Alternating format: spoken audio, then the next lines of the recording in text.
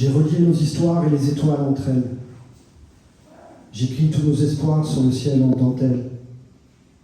J'en fais des grains de sable, des poussières qui contiennent des souvenirs ineffables qui nous passent par la vingtaine. Photomates sans brillance, des visages griffonnés, de vieux sourires d'enfance qui nous font frissonner. Je déchire les nuits froides en mille éclats glacés.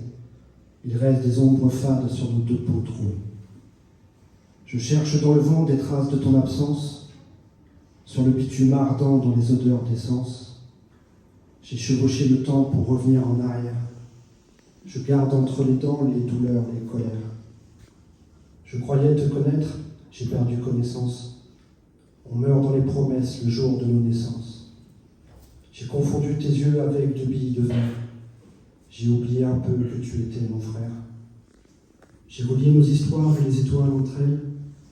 J'écris tous nos espoirs sur le ciel en dentelle. On reste aveugle et sourd à nos rêves suspendus, de voir fleurir un jour tous les jardins perdus. On fuit, on efface tout, on voudrait s'échapper. On fume, on boit sans goût juste pour oublier la misère et l'école, l'avenir à sauver, les morts sur les motos, les grandes sœurs suicidées. Sur les tours de béton et dans les nuits qui viennent, sur les nuages en laiton et dans les lunes pleines, sur l'amour que nous taisons et dans la porcelaine, on écrit nos prénoms que demain s'en souvienne. Je croyais te connaître, j'ai perdu connaissance. On meurt dans les promesses le jour de nos naissances.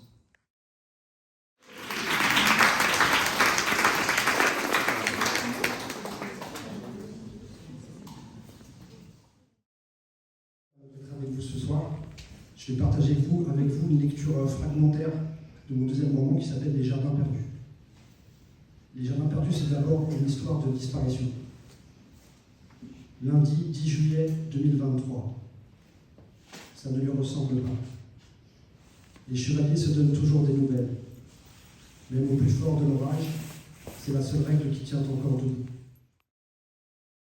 Que chacun plonge son bivouac dans un coin de l'appart. Que le souffle du silence éteint le feu des hurlements. Qu'on enterre nos mots dans les trous de nos bouches. Même dans ces cas-là, ne ressemble pas.